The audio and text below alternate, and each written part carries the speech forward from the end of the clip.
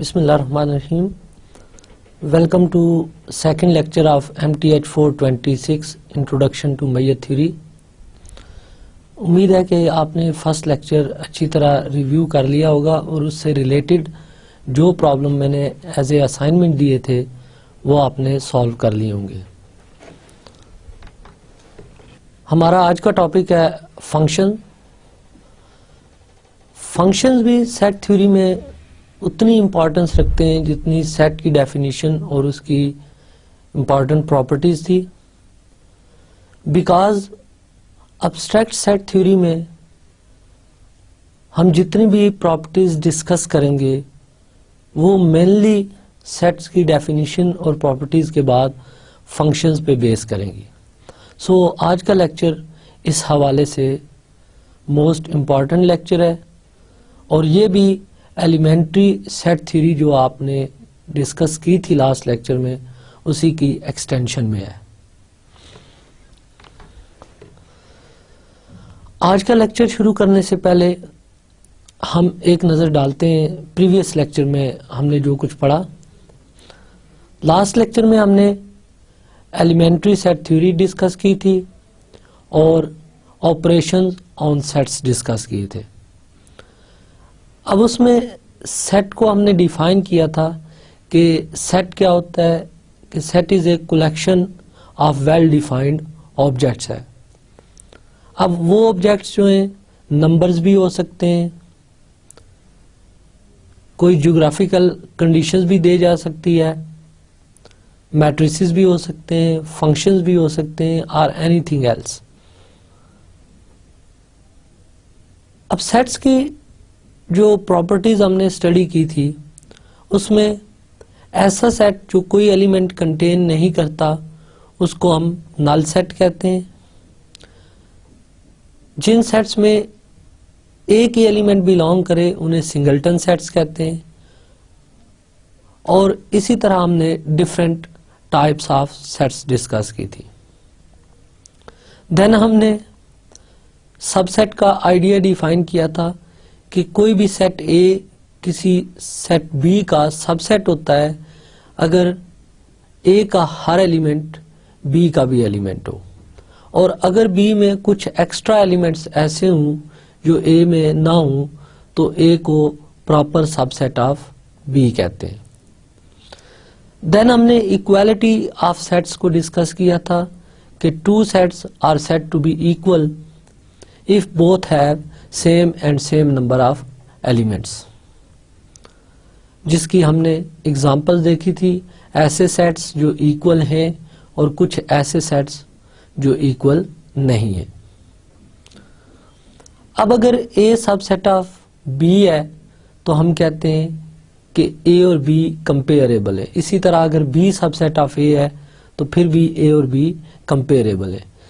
और ए अगर subset of B है तो हम कहते हैं B is the super set of A. Then हमने सेट्स को रिप्रेजेंट करने के लिए डायग्राम्स यूज की थी, और जब हम सेट को डायग्राम में लिखते हैं तो उस डायग्राम को when Euler diagram representation of set कहते हैं। ये डायग्राम्स हमें हेल्प करती हैं कुछ सेट्स की प्रॉपर्टीज इन्वेस्टिगेट करने में। हमने कंपेरेबल और नॉन कंपेरेबल दोनों टाइप्स के सेट्स की डायग्राम्स ड्रा की थी। इसी तरह हमने डिस्कस किया था कि सेट्स को डायग्राम्स के सेट्स को डायग्राम में एक्सप्रेस करने का एक और वे लाइन डायग्राम होता है।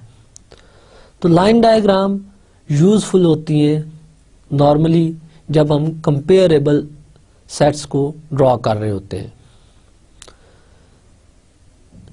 सेट्स की इन प्रॉपर्टीज के बाद हमने सेट्स पे ऑपरेशंस डिफाइन किए थे कि हम दो सेट्स की यूनियन डिफाइन कर सकते हैं, दो सेट्स को इंटरसेक्शन के थ्रू हम लिंक कर सकते हैं, और यूनियन और इंटरसेक्शन की फंडामेंटल प्रॉपर्टीज क्या हैं उन पे बात की थी।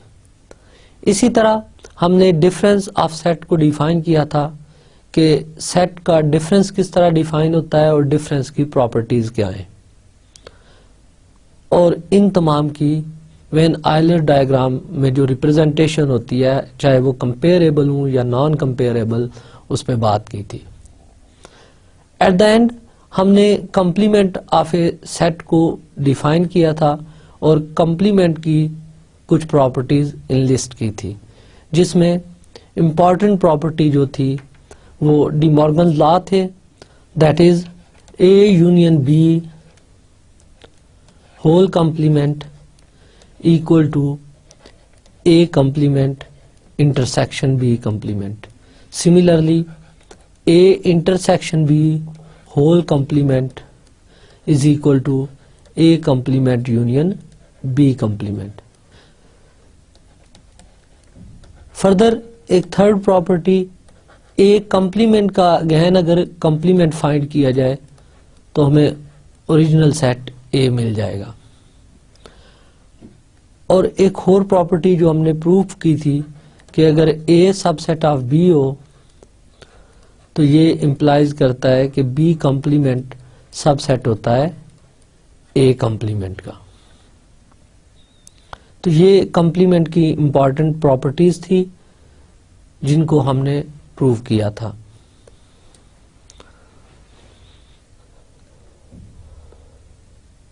इसके बाद हमने सिमेट्रिक डिफरेंस डिफाइन किया था, और सिमेट्रिक डिफरेंस की इंपॉर्टेंस मैंने आपको बताई थी कि ऑर्डिनरी डिफरेंस ऑपरेशन जो है वो नॉन कम्यूटेटिव है, लेकिन हम अगर ऑर्डिनरी डिफरेंस को यूज करके सिमेट्रिक डिफरेंस डिफाइन करें तो सिमेट्रिक डिफरेंस का जो ऑपरेशन है वो एक कम्यूटेटिव ऑपरेशन है। नेक्स्ट, फंक्शंस पे बात करने से पहले हम कुछ और टाइप के सेट्स डिफाइन करते हैं और उनकी प्रॉपर्टीज देखते हैं। तो ये सेट्स हैं बेसिकली इनफाइनाइट सेट्स।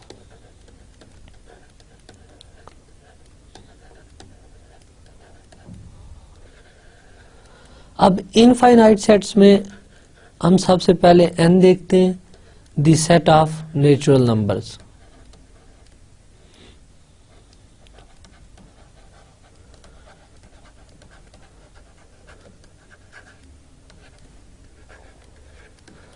इस सेट के एलिमेंट्स आप जानते हैं कि 1 2 3 सो ऑन, ये इस सेट के एलिमेंट है।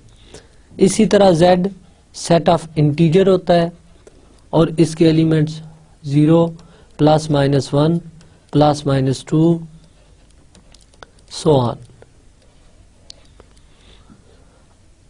इंटीजर्स के बाद हम सेट q को डिस्कस करते हैं कि q हमारे पास सेट ऑफ रैशनल नंबर्स है।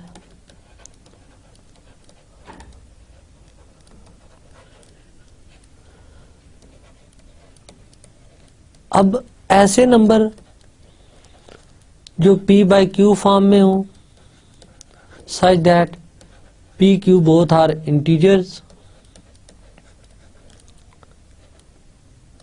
And q is non zero, इस सेट को हम सेट ऑफ रैशनल नंबर कहते हैं। और set of all irrational number जो है x such that x is real but not rational।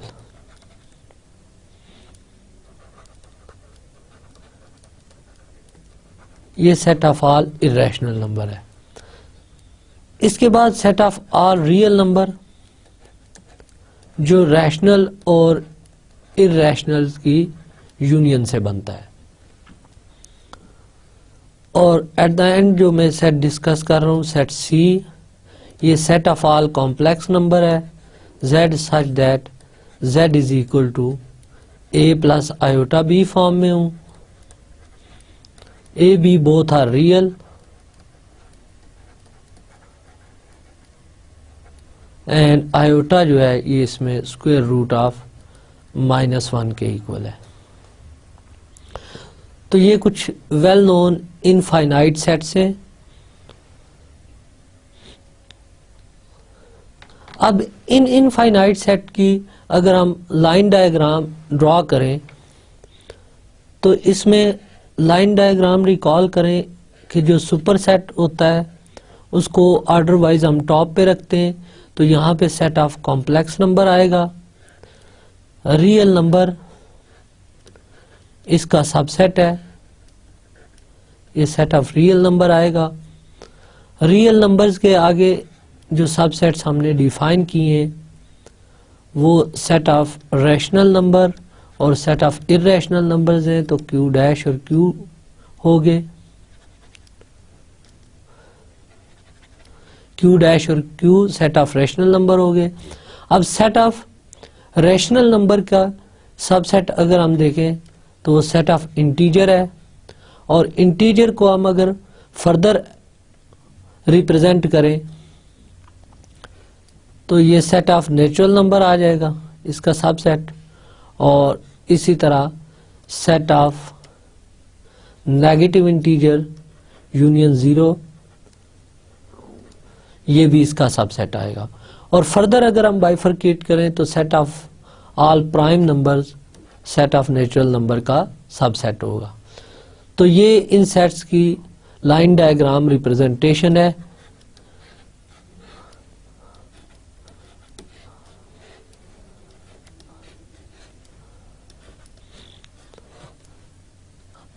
अब आपने ये करना है कि ये जितने भी सेट्स मैंने लाइन डायग्राम में ड्रॉ किए हैं आपने इनकी वेन आइलर डायग्राम ड्रॉ करनी है। तो ये कुछ इनफाइनाइट सेट्स ऐसे थे जो हम एलिमेंट्री लेवल पे इन डिटेल स्टडी कर चुके हैं। अब नेक्स्ट इंटरवल हम डिफाइन करते हैं रियल लाइन के अंदर। तो इंटरवल भी फाइनाइट हो सकते हैं, इनफाइनाइट इंटरवल्स भी हो सकते हैं। यहाँ पे जब मैं कह रहा हूँ इंटरवल फाइनाइट है तो इसका मतलब है उसके एंड पॉइंट्स फाइनाइट है। अदरवाइज कोई भी इंटरवल हो तो वो इनफाइनाइट सेट ऑफ पॉइंट्स होता है। तो हम डिफरेंट टाइप्स के इंटरवल डिफाइन करते हैं, जैसे closed interval A B. Recall that closed interval A B set of R real number होता है जो ए और बी के दरमियान लाई करते हैं, इंक्लूडिंग ए एंड बी। और इसकी ज्योमेट्रिकल रिप्रेजेंटेशन ये है कि से ये पॉइंट ए है और ये पॉइंट बी है, तो ये सेट जो in between A and B सारे रियल नंबर्स का सेट है इंक्लूडिंग ए एंड बी, ये क्लोज्ड इंटरवल ए बी है। Similarly open interval A B, ये भी set of all real number होता है between A and B, but A और बी जो दोनों रियल नंबर है ये एक्सक्लूडेड नंबर्स हैं। A and B both are excluded. अब हम half open half closed interval define करते हैं। तो ये ऐसा सेट है जिसमें ए पॉइंट इंक्लूडेड है और बी एक्सक्लूडेड है, और ज्योमेट्रिकली ये ऐसे तमाम रियल नंबर्स का सेट है जिसमें ए इंक्लूड है और बी एक्सक्लूड है। तो ये सारे पॉइंट जो in between A and B हैं ये इस half open half closed interval के पॉइंट्स हैं। तो सारे के सारे ये जो इंटरवल्स हमने डिस्कस किए हैं ये भी इनफाइनाइट सेट्स हैं। अब लेट अस सपोज टा एक सेट में लेता हूं। बेसिकली ये कलेक्शन है, collection of all intervals of real line। also note that इस इंटरवल के अंदर मैंने इस टाइप के भी इंटरवल इंक्लूड कर लिए हैं जिसमें ए और बी इक्वल हैं, that is singleton sets A such that A belonging to real line. तो इस टाइप के इंटरवल भी इस कलेक्शन में included है, and second thing, empty set is also included in this collection. तो ये collection इन प्रॉपर्टीज को सेटिस्फाई करेगी कि अगर हम I1 I2 टू सेट्स लें फ्रॉम टा, तो I1 इंटरसेक्शन I2 ये भी बिलोंग करेगी इसी कलेक्शन से. सेकंड थिंग, अगर I1 I2 बिलोंग्स टू टा हूं तो I1 union I2 belongs to टा हो जाएगा. Third thing, I1 intersection I2 एक इंटरवल होगा if I1 intersection I2 is not equal to 5. तो ये टा कलेक्शन जो है ये इन प्रॉपर्टीज को सेटिस्फाई करती है. तो ये हमने इनफाइनाइट इंटरवल्स की कलेक्शंस डिफाइन की और उसकी कुछ प्रॉपर्टीज डिस्कस की हैं हमने.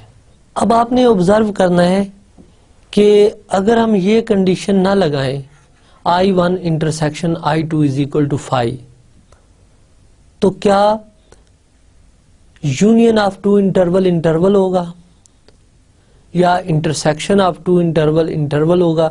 इस प्रॉपर्टी को आपने ऑब्जर्व करना है और इस पे वर्किंग आपने इस तरह करनी है कि कुछ इंटरवल्स डिफाइन करें और उनमें ये कंडीशन वायलेट करें एंड देन उनकी यूनियन और इंटरसेक्शन से जर्नलाइज करें कि जर्नल स्टेटमेंट क्या बनेगी इसके लिए. तो ये इनफाइनाइट सेट्स जितने भी हमने यहाँ पे डिस्कस किए हैं, सेट थ्योरी में इनका बड़ा इम्पॉर्टेंट रोल है, क्योंकि एब्स्ट्रैक्ट सेट थ्योरी जब हम पढ़ेंगे तो एब्स्ट्रैक्ट थ्योरी में मेनली जो हम प्रॉपर्टीज डिस्कस करेंगे वो इन्हीं इनफाइनाइट सेट से रिलेटेड होंगी. नेक्स्ट एक और इम्पॉर्टेंट टाइप का सेट जो हम टोपोलॉजी या एब्स्ट्रैक्ट अलजेब्रा में यूज करते हैं, मेनली वहां पे हम इसको यूज करते हैं, वो होता है इंडेक्सियन सेट, सेट ऑफ लेबल्स या सेट ऑफ टैग्स जिसे कहते हैं. तो उस सेट पे थोड़ी सी बात करते हैं, फिर हम आज का टॉपिक स्टार्ट करते हैं फंक्शंस का. अब इंडेक्सियन सेट बेसिकली होता क्या है, सेट ऑफ टैग्स है क्या?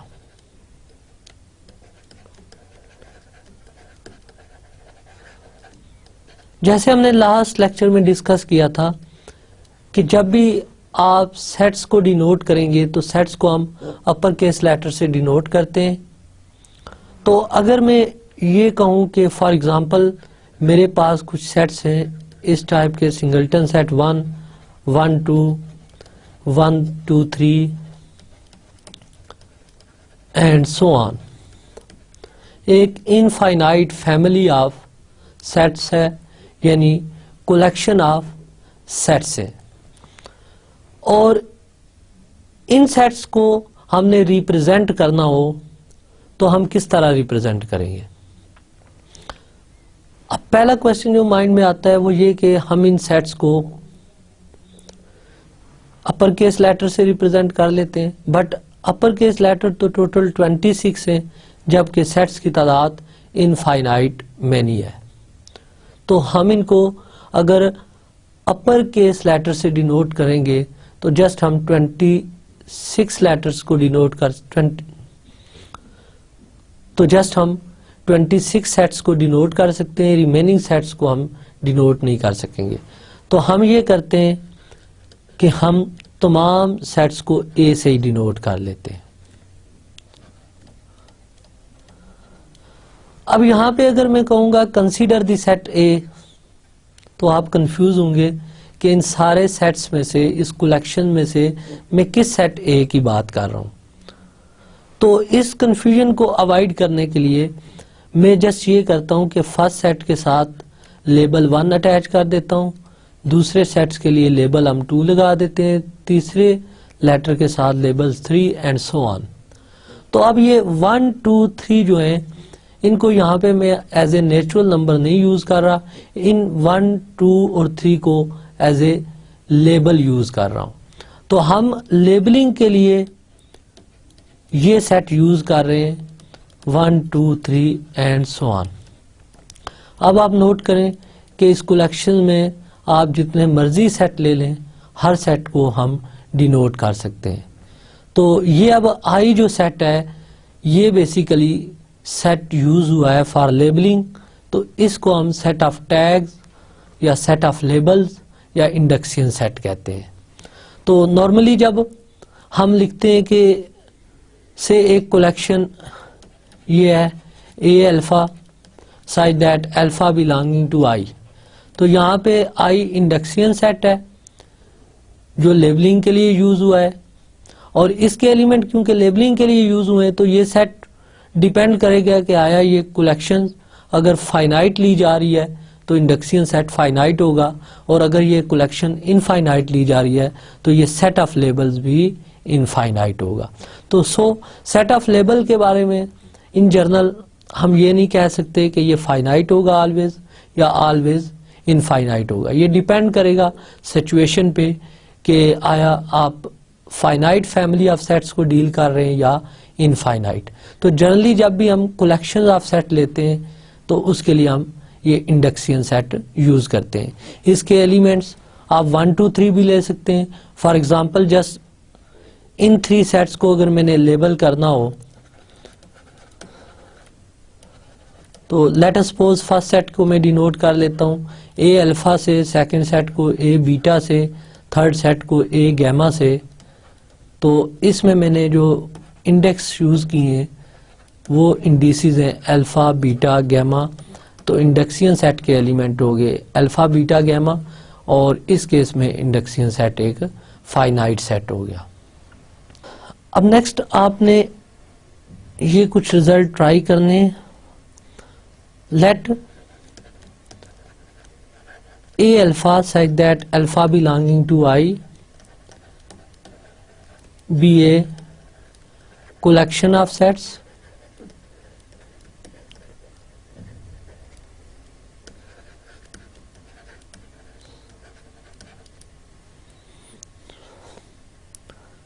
and B is any other set।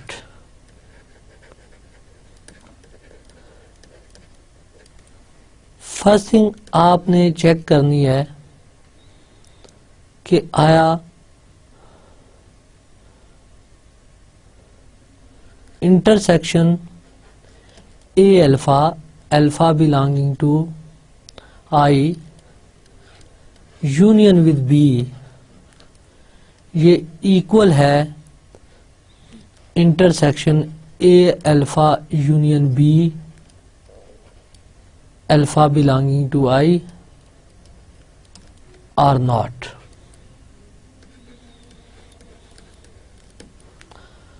Right. Second thing आपने ट्राई करना है ये result union A alpha, alpha belonging to I intersection with B ये इक्वल है union alpha belonging to I A alpha intersection B के or not.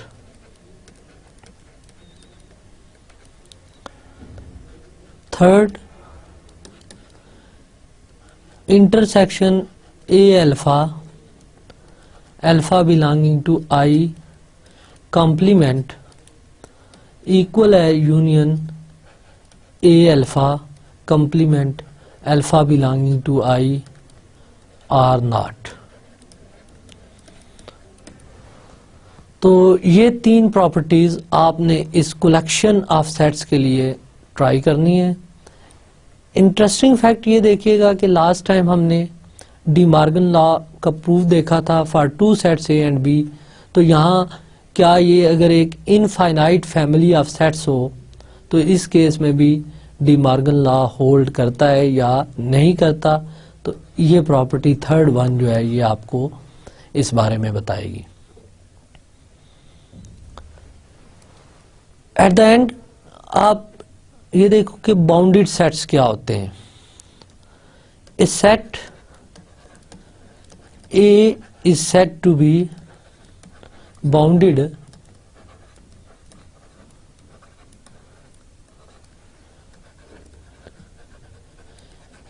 if there exists a positive constant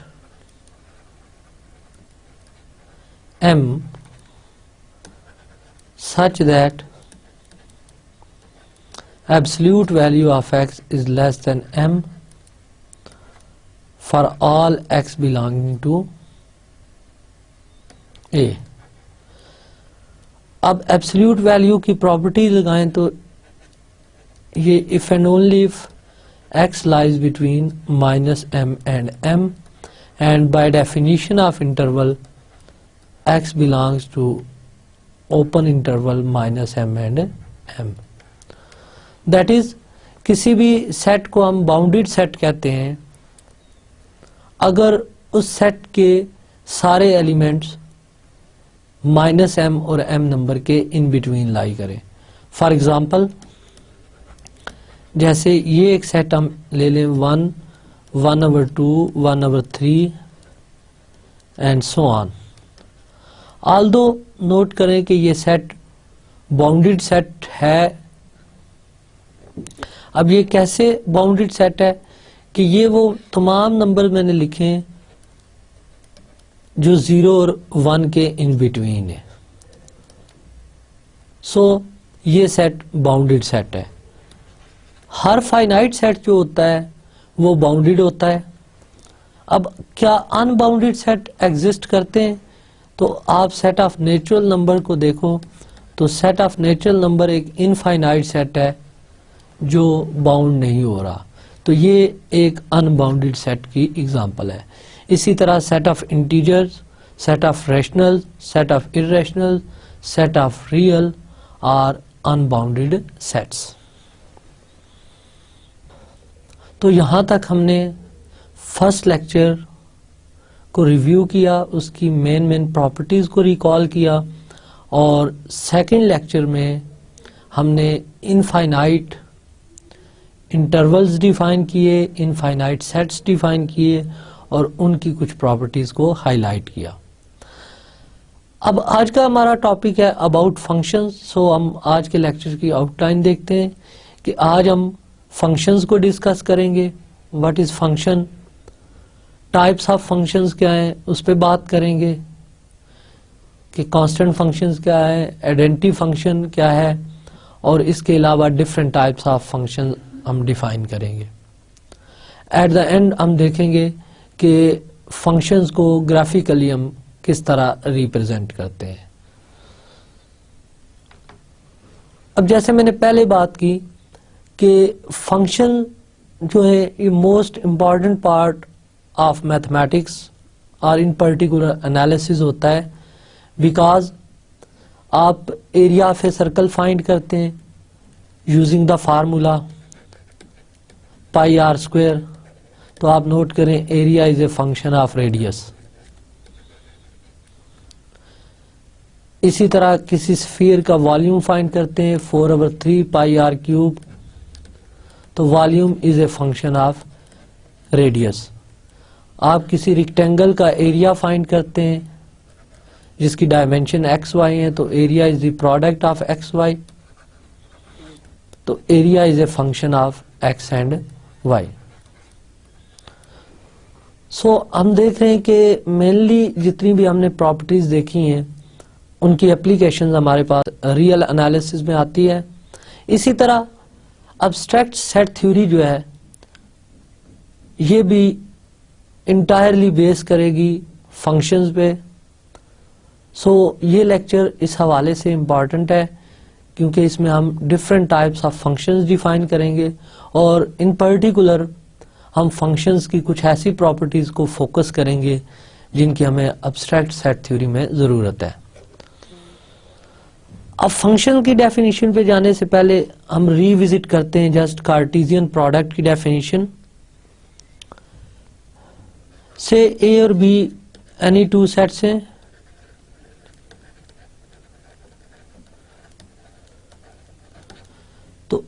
Cartesian product of A and B को हम denote करते हैं ए cross B से, और इसकी डेफिनेशन होती है set of all ordered pairs A B such that A belongs to A, B belongs to B. तो बेसिकली इन तमाम पेयर्स का सेट, ए बी पेयर का सेट, ये कार्टेशियन प्रोडक्ट होता है। अब नोट करें कि सेट्स की प्रॉपर्टी समझने के लिए सबसे पहले ऑब्जर्व किया करें कि सेट के एलिमेंट्स किस टाइप के हों। For example set of natural number है तो उसका कोई भी एलिमेंट लेंगे तो वो एक नेचुरल नंबर होगा, और उस सेट में किसी एलिमेंट को शो करना होगा तो वो मस्ट नेचुरल नंबर होना चाहिए।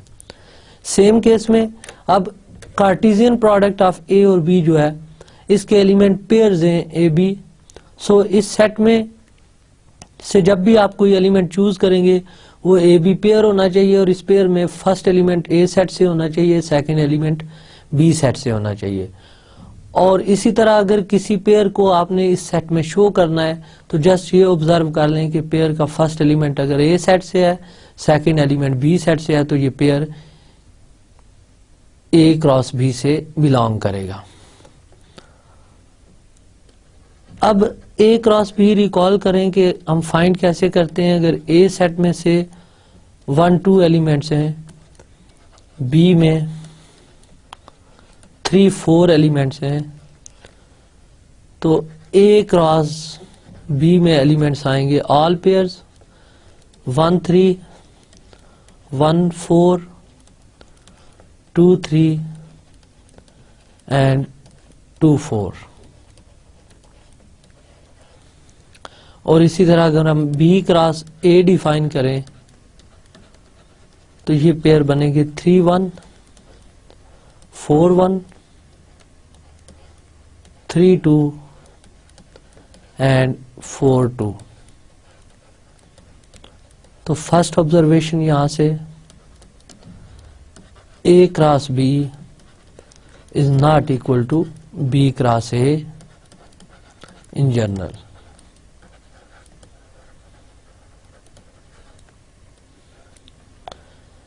Second, if A is equal to 5 or B is equal to 5, then A cross B भी empty set होगा। So Cartesian product of two sets उसी वक्त यूजफुल है जब ए भी नॉन एम्प्टी सेट हो और बी भी नॉन एम्प्टी सेट हो। अब कार्टेशियन प्रोडक्ट की एप्लीकेशन देखिएगा कि R2 को हम लिखते हैं कि ये रियल लाइन का Cartesian product with real line है। इसी तरह R³ जो है ये रियल लाइन की 3 कॉपीज का कार्टेशियन प्रोडक्ट है। तो इसके एलिमेंट ऑर्डर ट्रिपलेट्स होंगे एक्स वाई जी टाइप के, such that X Y Z are real.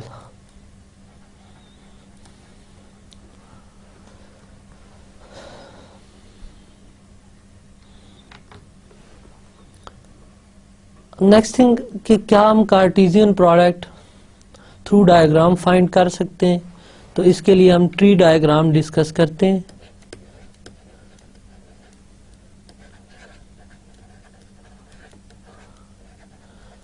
अब इनफैक्ट ट्री डायग्राम से हम कार्टेशियन प्रोडक्ट कैसे फाइंड करेंगे इसको जरा ऑब्जर्व कीजिएगा कि अगर ए में एलिमेंट्स हैं 1 2, बी में एलिमेंट हैं 3 4, तो कार्टेशियन प्रोडक्ट के एलिमेंट हम इस तरह फाइंड करते हैं कि पहले ए सेट के एलिमेंट 1 2, फिर 1 लिंक हो सकता है बी के एलिमेंट 3 और 4 से, इसी तरह 2 भी लिंक हो सकता है 3 और 4 से। तो अब आप ऑल पेयर लिखें तो ये 1 3 एक ब्रांच, 1 4, इसी तरह इस ट्री की दूसरी ब्रांच से आएंगे 2 3 और 2 4। तो कार्टेशियन प्रोडक्ट में टोटल नंबर ऑफ एलिमेंट्स 4 आ गए। अब यहाँ पे हमारी ऑब्जर्वेशन ये है कि number of elements in set A हमने 2 लिए हैं, number of elements in set B भी 2 लिए हैं, तो number of elements in A cross B या number of elements in B cross A, ये हमने देखा है कि ये टोटल 2 इंटू 2 4 आते हैं। तो क्वेश्चन ये है कि if number of elements in A n हो say number of elements in set B m है, then number of elements in A cross B या number of elements in B cross A ये कितने होंगे? तो इनकी तादाद m इंटू n के इक्वल होती है। ये फार्मूला यूज होता है to find number of elements in Cartesian product. यहाँ इंपॉर्टेंट ऑब्जर्वेशन ये है कि in general A cross B और बी क्रॉस ए इक्वल नहीं होते, बट अगर नंबर ऑफ एलिमेंट्स की बात करें तो जितने टोटल एलिमेंट्स ए क्रॉस बी में होते हैं उतने ही एलिमेंट बी क्रॉस ए में होते हैं। अब नेक्स्ट आपके लिए असाइनमेंट ये है कि अगर ए में 2 एलिमेंट्स हों, बी में से ये 2 एलिमेंट्स 3 4 हों और एक सेट में सी ले लेता हूं जिसके एलिमेंट 5 6 7 है, तो आपने देखना ये है कि A cross B cross C में टोटल कितने एलिमेंट्स आएंगे। थ्रू ट्री डायग्राम आप देखोगे कि इसमें कितने एलिमेंट्स हैं। तो इसकी ट्री डायग्राम आपने ऐसे ही कंस्ट्रक्ट करनी है कि पहले ए के एलिमेंट 1 2, देन इनसे बी के एलिमेंट्स को लिंक करना है विच इज 3 4 एंड 3 4। अब इसके बाद इस 3 को आपने सी के सारे एलिमेंट से लिंक करना है, 5 6 7। 4 को भी सी के एलिमेंट से लिंक करना है, 5 6 7। इसी तरह 3 को लिंक करना है 5 6 7 से, और इसको भी लिंक करना है 5 6 7 से। तो अब टोटल नंबर ऑफ एलिमेंट आप काउंट कीजिएगा कि कितने बनते हैं, इस ट्री की टोटल कितनी ब्रांचेज हैं।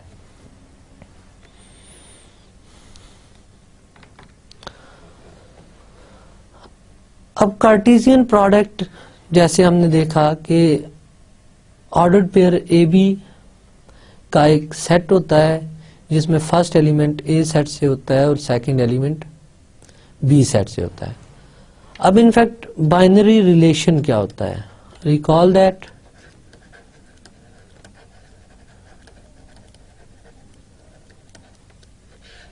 any subset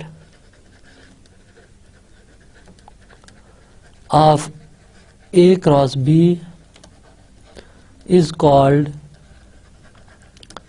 a binary relation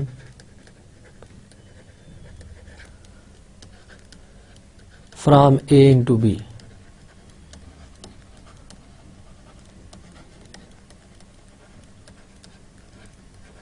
For example,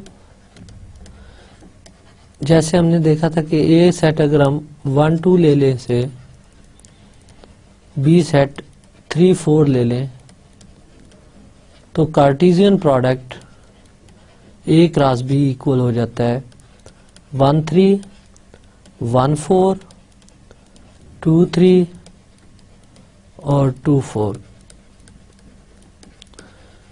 अब इसमें रिलेशन में लिखता हूं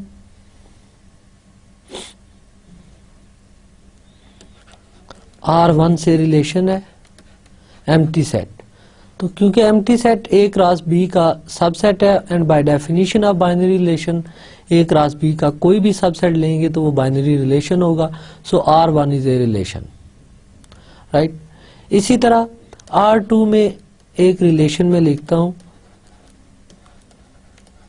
pair A B such that B minus A is divisible by 3,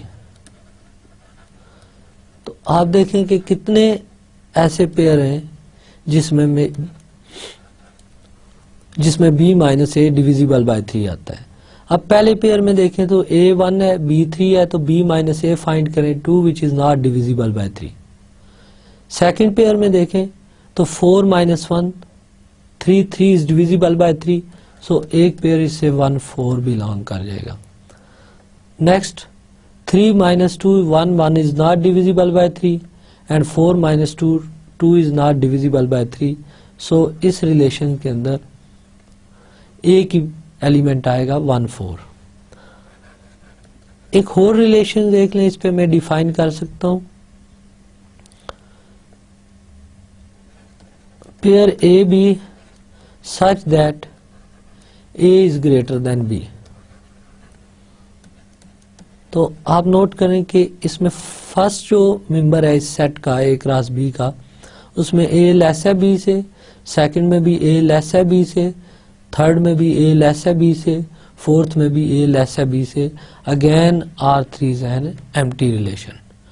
और अगर मैं ये रिलेशन यूं डिफाइन करता R4 is equal to A B such that B is greater than A, तो इसमें entire set A cross B आ जाता। तो इस तरह बाइनरी रिलेशन को जस्ट देखें तो ये कार्टेशियन प्रोडक्ट का एक सबसेट होता है।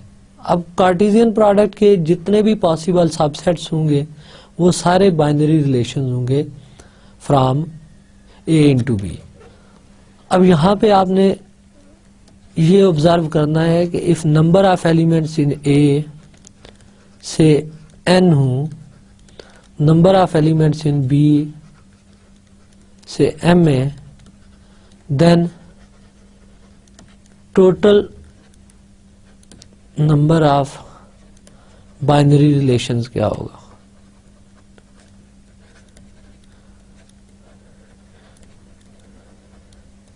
यह आपने देखना है कि इन जनरल क्या total number of binary relations find करने का कोई फार्मूला है या नहीं है।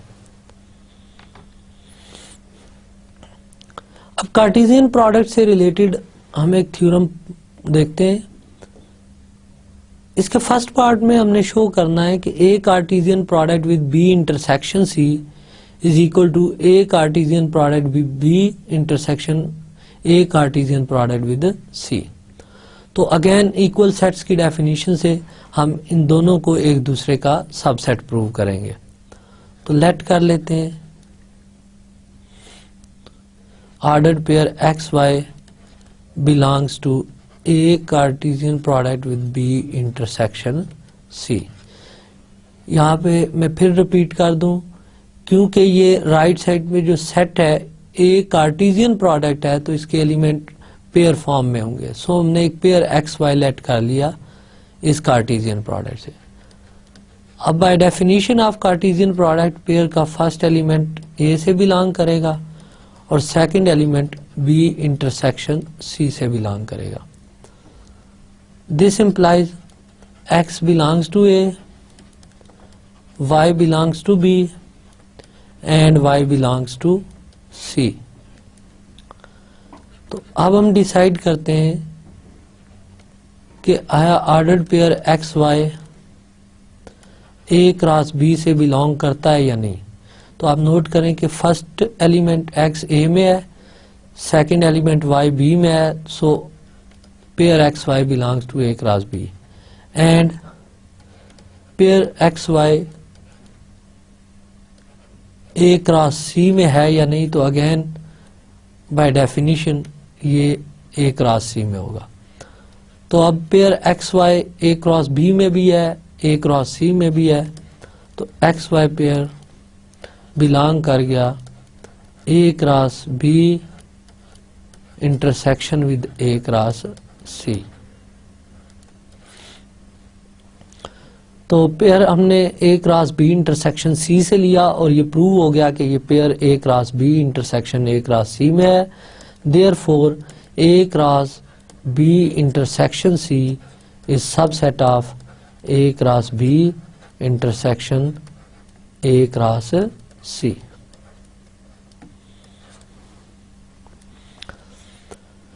अब आपने इसका कन्वर्स प्रूव करना है। पॉइंट आपने A cross B intersection A cross C में लेना है और शो करना है कि वो पॉइंट इस सेट में भी है। तो इसी को कन्वर्स में देखते हैं हम कि अगर एक्स वाई पेयर हम A cross B intersection A cross C से लें तो x y pair A cross B में होगा और x y pair A cross C में होगा। यहाँ से फॉलो होगा कि x belongs to A, y belongs to B and यहाँ से फॉलो होगा y बिलोंग्स टू सी। अब y b में भी है, y c में भी है, तो y बिलोंग कर गया b इंटरसेक्शन c से। तो it means pair x Y belongs to A cross B intersection C. तो इसी साइन को, इम्प्लाइड साइन को अगर हम रिवर्स में ट्रेस करें तो ये प्रूव हो जाएगा A cross B intersection A cross C subset of A cross B intersection C. Similarly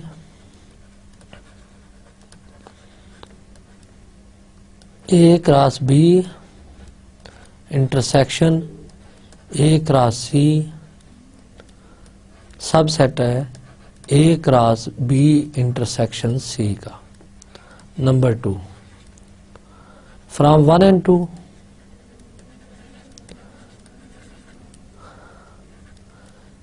A cross B intersection C equal to A cross B intersection A cross C।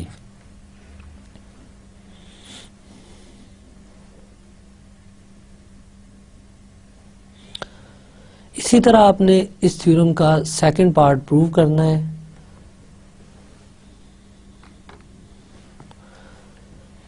Next हम ये देखते हैं कि आया A cross intersection B alpha, alpha belonging to I, ये equal है intersection A cross B alpha, alpha belonging to I are not. Again आपने इस रिजल्ट को खुद से चेक करना है। और दूसरा कि A cross union B alpha, alpha belonging to I equal to union of A cross B alpha, alpha belonging to I are not. तो ये दोनों रिजल्ट आपने एक family of sets B alpha और एक सेट ए के लिए ऑब्जर्व करने हैं कि आया हम ये रिप्रेजेंटेशन इन जर्नल भी लिख सकते हैं या नहीं, जो हमने in case of two sets A and B prove की है।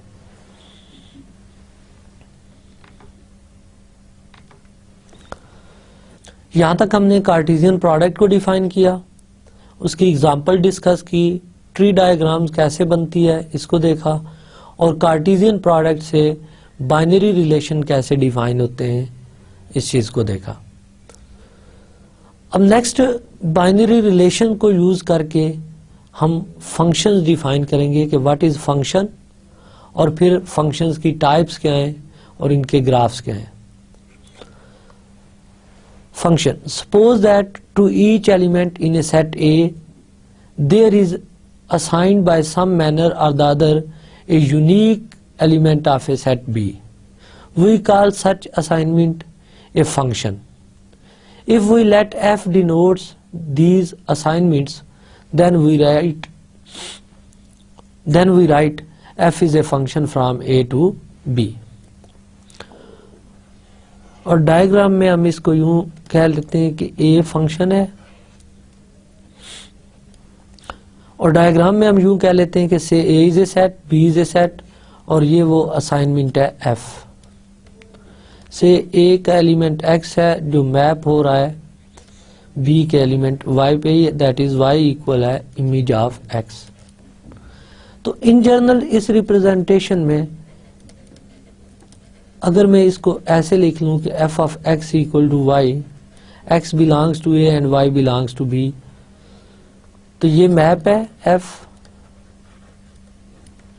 ए को डोमेन हम कहते हैं, B is called codomain, X is pre image and Y is image.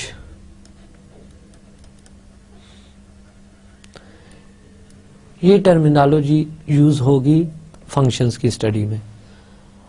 अब फॉर एग्जांपल जैसे ए सेट में हम 1 2 3 एलिमेंट ले लेते हैं और बी में से 4 5, से 1 goes to 4, 2 maps onto 4 and 3 maps onto 5। तो आप फंक्शन की डेफिनेशन ऑब्जर्व करें कि इसमें each element of A assign हो रहा है to a unique element of B, so this representation is a function. Next अगर हम सेम सेट्स पे ये रिलेशन इस तरह डिफाइन कर लेते हैं, से all elements are mapped onto 5, again each element of A map हो रहा है एक यूनिक एलिमेंट ऑफ बी पे, तो ये असाइनमेंट भी एक फंक्शन है। अब नेक्स्ट हम इसको ऑब्जर्व करें, अगर 1 goes to 4 and 2 maps onto 5, तो क्या ये असाइनमेंट फंक्शन है?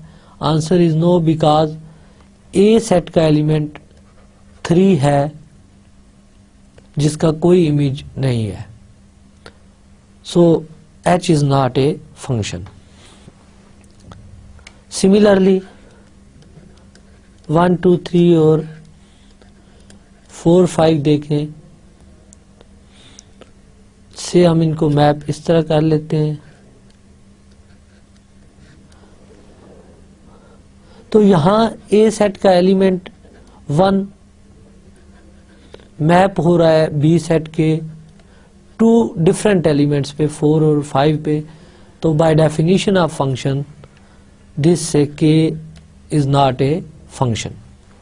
तो इट मीन्स जो भी आप असाइनमेंट करेंगे वो एक रिलेशन तो है, बट वो रिलेशन जरूरी नहीं फंक्शन है। कुछ रिलेशंस ऐसे होंगे जो फंक्शन की डेफिनेशन को सेटिस्फाई करेंगे और कुछ रिलेशन ऐसे होंगे जो फंक्शन की डेफिनेशन को सेटिस्फाई नहीं करेंगे।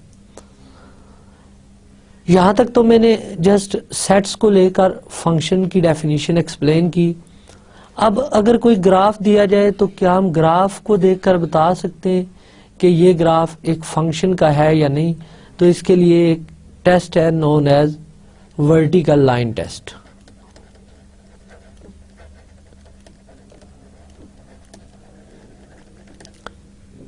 ये टेस्ट हमें ये बताता है कि आप ग्राफ के हर पॉइंट पे वर्टिकल लाइंस ड्रॉ करें।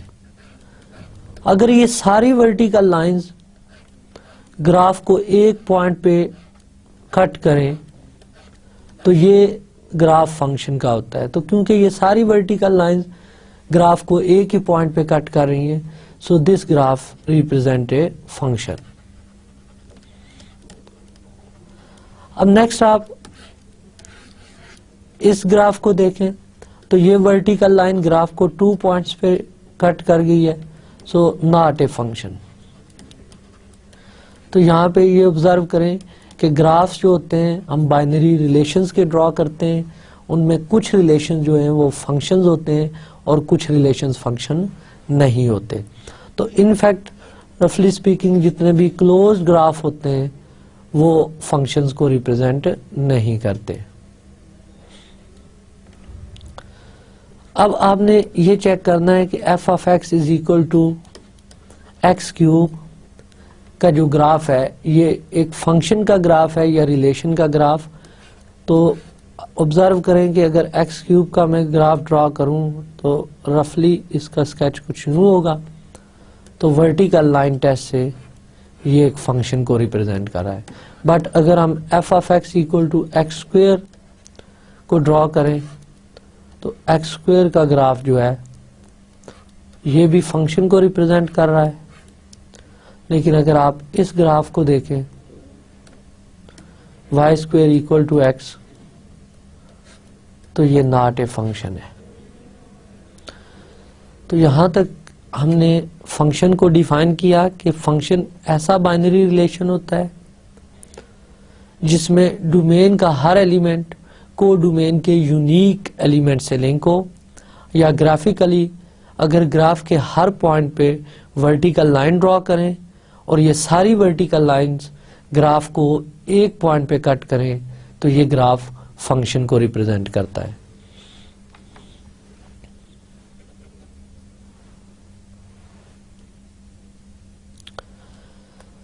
यहाँ पे जस्ट एक रिमार्क है अबाउट फंक्शन।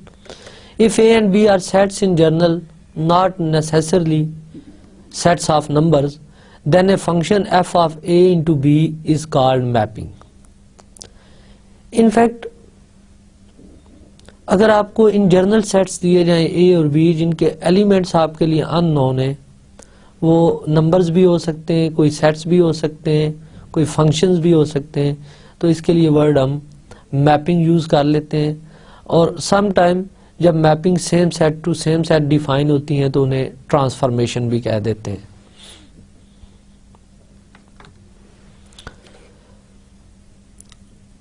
अब फंक्शंस की आगे हम टाइप्स डिफाइन करते हैं। इसमें सबसे पहले इक्वल फंक्शंस हैं। If F and G are functions defined on same domain D and if f of x equal to g of x for all x in D then f is equal to g।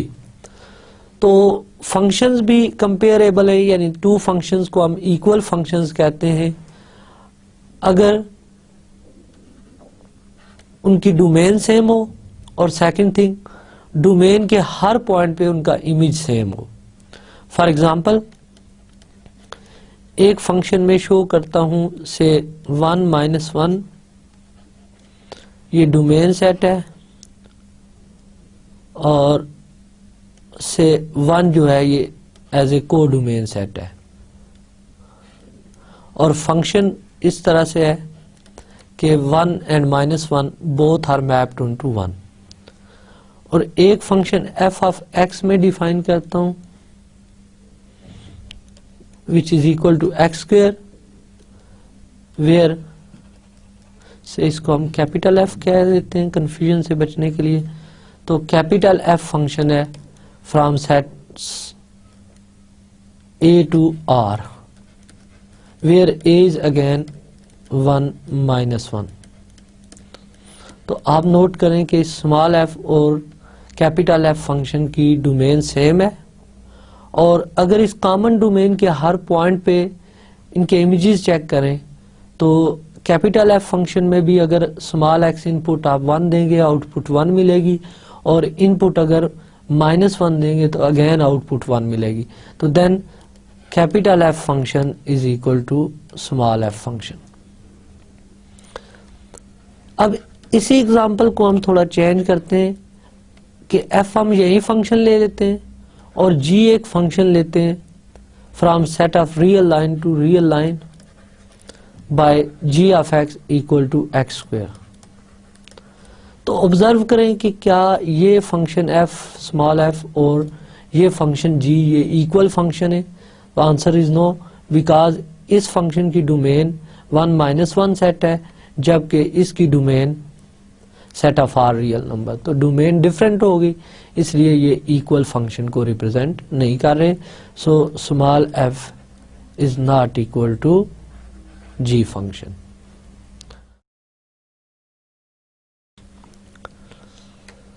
अब हम functions की two important types discuss करते हैं। First one is 1-1 function. Let f maps a into b, then f is called a 1-1 function if different elements in B are assigned to different elements in A।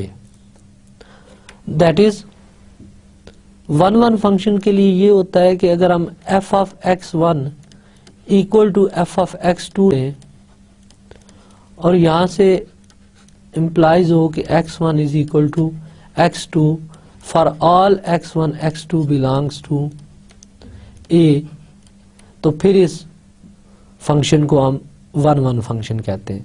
और इसकी कंट्रापोजिटिव definition ये बनती है कि if x1 is not equal to x2 लें और ये implies करे कि f of x1 is not equal to f of x2 for all x1 x2 belongs to A,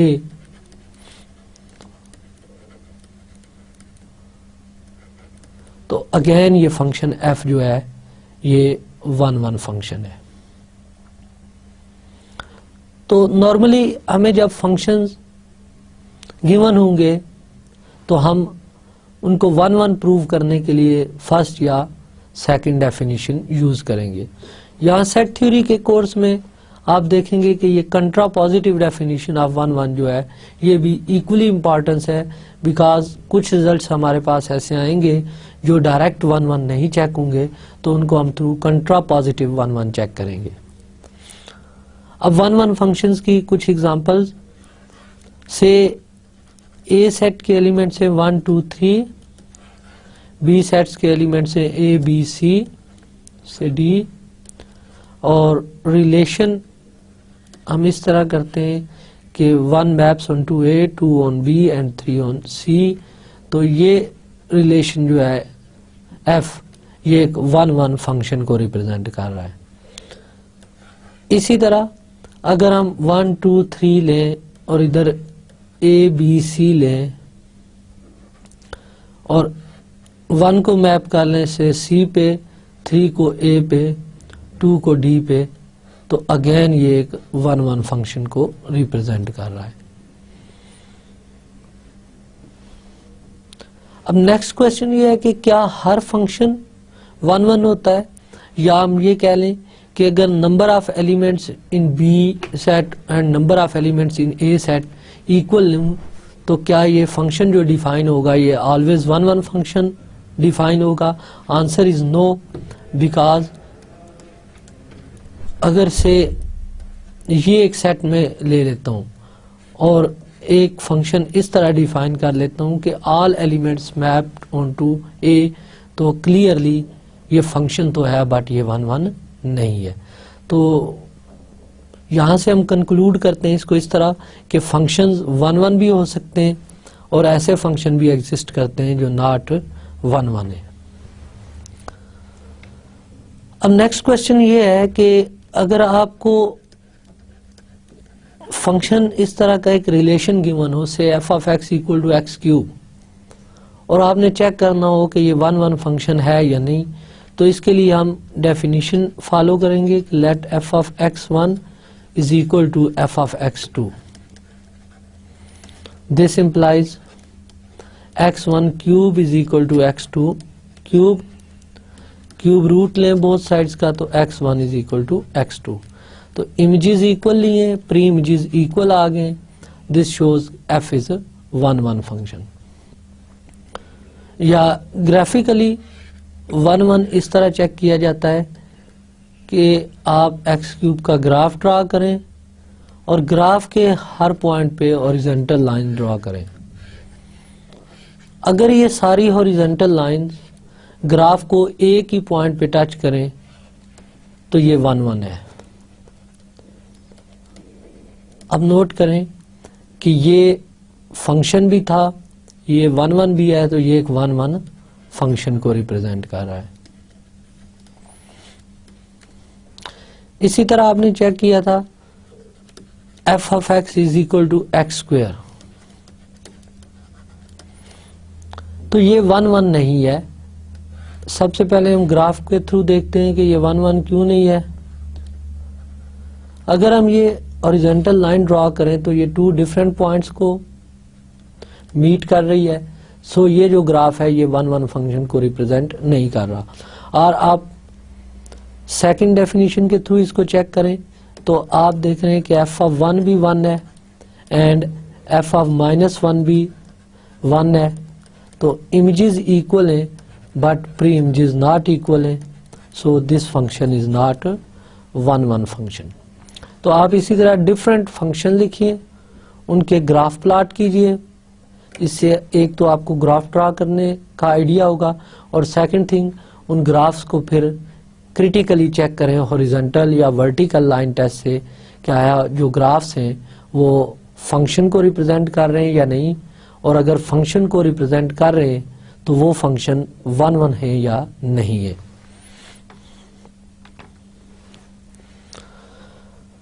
1-1 functions के बाद नेक्स्ट जो क्लास है वो है ऑन टू फंक्शन की. Let f maps a into b, then f is called an onto function if every element in b appears as the image of at least one element in a. In other words, ऐसे तमाम function जिनकी range को domain के equal हो जाए वो सारे function on to function कहलाते हैं. जैसे इसकी एक एग्जांपल लेते हैं.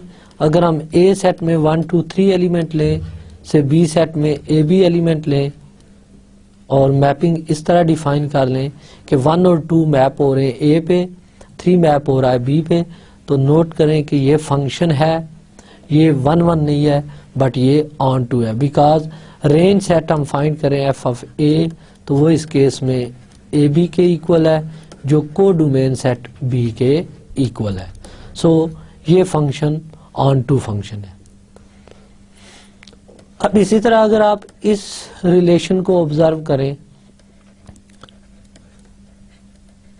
1 maps onto A, 2 on B and 3 से आल्सो ऑन बी, तो ये रिलेशन ऑन टू नहीं है बिकॉज इसमें इसकी रेंज जो है जी ऑफ ए सेट वो ए बी है, जबकि को domain set A B C है which is not equal to B set.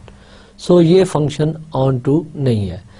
तो लिटरेचर में हमारे पास ऐसे फंक्शन एग्जिस्ट करते हैं जो 1-1 हो सकता है ऑन टू ना हो, या ऑन टू 1-1 ना हो, या हो सकता है ऐसे फंक्शन एग्जिस्ट करें जो बोथ 1-1 एंड ऑन टू हो. तो 1-1 फंक्शंस को हम इंजेक्टिव फंक्शन भी कहते हैं, ऑन टू फंक्शन को सर्जेक्टिव फंक्शन कहते हैं, और ऐसे फंक्शन जो 1-1 और ऑन टू होते हैं उनको बाइजेक्टिव फंक्शन कहते हैं. बाइजेक्टिव फंक्शन की एक इम्पॉर्टेंट प्रॉपर्टी जो हम डिस्कस करते चलें कि अगर से f एक फंक्शन है जो सेट x से सेट y पे डिफाइंड है, if x and y are finite set, तो क्या इस बात की कोई गारंटी है कि इनके दरमियान एक बाइजेक्टिव फंक्शन मिलेगा? Answer may be yes, may be no. ये डिपेंड करता है size of set x and size of set y पे. अगर इन दोनों सेट्स में नंबर ऑफ एलिमेंट सेम हुए तो always at least one bijective function मिलेगा फ्रॉम x टू y. और अगर इनका ऑर्डर डिफरेंट हुआ, number of elements in set x not equal हुए number of elements in set y, तो फिर कभी भी इनके दरमियान बाइजेक्शन एग्जिस्ट नहीं करेगी. ये तो बात हम कर रहे थे फाइनाइट सेट की. अब आपने इसी रिजल्ट को सोचना है फॉर इनफाइनाइट सेट कि क्या इनके दरमियान बाइजेक्शन एग्जिस्ट करेगी अगर x और y इनफाइनाइट सेट्स हों. इस क्वेश्चन का हम आंसर डिस्कस करेंगे एब्स्ट्रैक्ट सेट थ्योरी में. ओके, अब 1-1 ऑन टू यानी इंजेक्टिव सर्जेक्टिव फंक्शंस के अलावा कुछ स्पेशल टाइप के फंक्शन जिनको हम काफी ज्यादा यूज करेंगे. उसमें सबसे पहला है identity function.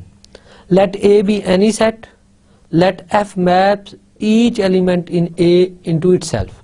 That is, f is a function from A to A, और f function इस तरह डिफाइंड हो रहा है कि इसमें डोमेन भी A है, को डोमेन भी A सेट है, से A का एलिमेंट x है. अगर ये अंडर f मैप हो जाता है अगेन x पे फॉर ऑल x, तो इस केस में f को आइडेंटिटी फंक्शन कहते हैं और इसे I से डिनोट करते हैं.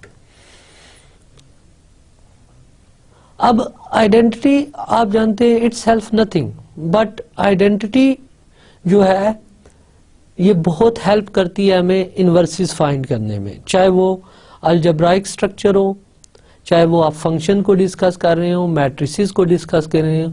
तो आइडेंटिटी मैट्रिक्स आइडेंटिटी फंक्शन या एडिटिव आइडेंटिटी 0 या मल्टीप्लिकेटिव आइडेंटिटी 1, इसका एज हमें मिलता है कि ये इन्वर्सिस ट्रेस करने में हेल्प करती है। तो identity function f is equal to I होता है और इसकी डेफिनेशन ये है कि each element maps onto itself. Identity function की कंस्ट्रक्शन ही ऐसे है कि आप ऑब्जर्व करो कि ये फंक्शन 1 भी होगा और ये फंक्शन ऑन टू भी है, that is identity function is bijective function. Identity function के बाद नेक्स्ट जो फंक्शन हम डिस्कस कर रहे हैं वो है constant function. A function f of a into b is called a constant function if the same element b in b is assigned to each element in a। और इसको मैं ग्राफिकली एक्सप्लेन करूं तो इससे ये a सेट है, ये b set है, ये b का कोई फिक्स एलिमेंट है b। अगर a के ऑल एलिमेंट्स एक फिक्स एलिमेंट b पे मैप हो रहे हैं तो इस केस में f जो है ये कांस्टेंट मैपिंग है। फॉर एग्जांपल अगर f में डिफाइन करूं set of real number to real number by f of x is equal to say 3, तो f एक ऐसी मैप है जो तमाम रियल नंबर को 3 पे मैप कर रहा है, तो ये एक कांस्टेंट फंक्शन को रिप्रेजेंट करेगा। ऑब्जर्व करें कि कांस्टेंट फंक्शन ऑन टू उसी वक्त होगा अगर को डोमेन आप सेम कांस्टेंट लें।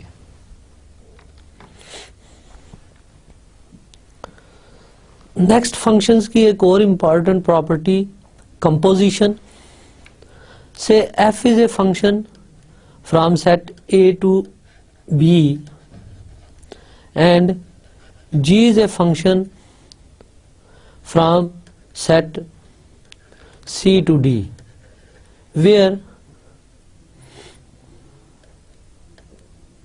B is subset of C, that is f function है A to B और B सबसेट है C का,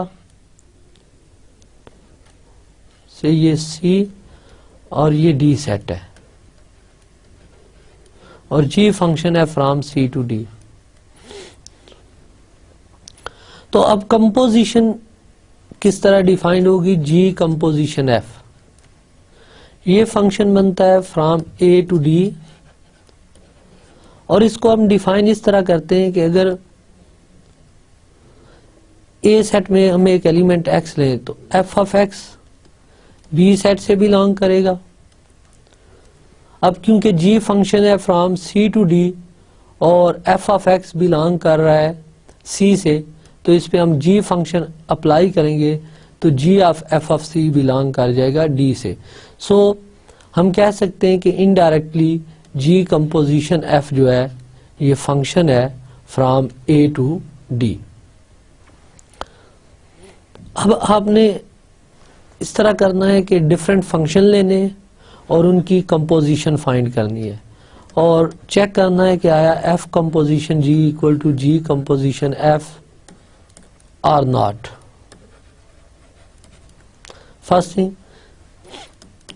second, f composition G composition H is equal to f composition G composition H और not.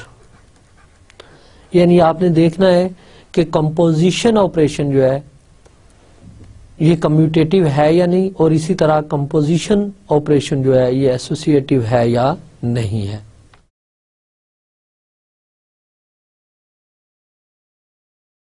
Next हम composition से related एक theorem discuss करते हैं। If f and g are bijective functions then f composition g is bijective. And second property जो मैंने आपको assignment दी है कि operation of composition is associative.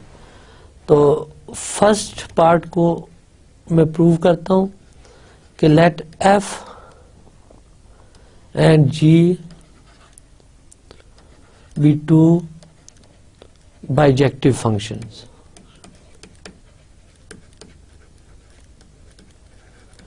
हमने कंपोजिशन को बाइजेक्टिव शो करना है तो first we prove f composition G is 1 1. Let F composition G of x1 is equal to F composition G of x2. By definition of composition, F into G of x1 is equal to F into G of x2. अब क्योंकि F bijective mapping है तो it means F is 1 1. So F 1 1 है तो हम लिख सकते हैं G of x1 is equal to G of x2. और अगेन G भी बाइजेक्टिव है तो इन पर्टिकुलर G 1 1 है. सो यहाँ से हम लिख सकते हैं x1 is equal to x2. तो आप देखें कि कंपोजिशन फंक्शन के अंदर हमने इमेजेस इक्वल लिए और प्रूव हो गया कि प्री इमेजेस भी इक्वल हैं. This implies F composition G is 1 1. और प्रीवियसली जो मैंने डायग्राम ड्रा किया है तो आप नोट करें कि D में कोई भी एलिमेंट लेंगे तो क्योंकि F और G दोनों बाइजेक्टिव हैं तो D का हर एलिमेंट का प्री इमेज C में एग्जिस्ट करेगा या इन पर्टिकुलर B में, और इसका फिर प्री इमेज एग्जिस्ट करेगा A में. सो composition of onto function is also onto, तो it means F composition G onto है. F composition G 1 1 भी है, onto भी है, it means composition is bijective. अब इनवर्स ऑफ ए फंक्शन क्या होता है? Let F be a function of A into B and let B belongs to B. Then inverse of B consists of those elements in A which have B as their image. तो सबसे पहले हम एक element से related inverse की property देख रहे हैं कि F अगर फंक्शन है फ्रॉम A टू B, से ये A सेट, ये B सेट और ये B का एक एलिमेंट B है, और लेट अस सपोज ये A के वो सारे एलिमेंट्स हैं जो अंडर F मैप हो रहे हैं सिंगल एलिमेंट B पे.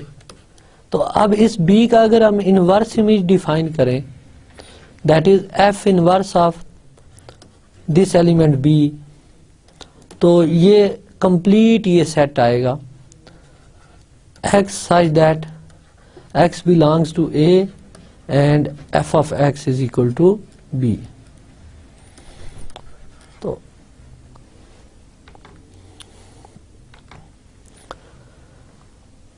Next remark, the inverse of A bijective function is also bijective. इसको आपने क्रिटिकली प्रूफ देखना है, इसका प्रूफ करना है आपने. And second part is if F from A to B is bijective and G from B to A is also bijective such that the composition of F and G is identity function, then F and G are inverses of each other. यानी अगर to function F और G हूं और F composition G और G composition F identity function में reduce हो जाए तो इस केस में F और G इनवर्सेस होते हैं एक दूसरे के.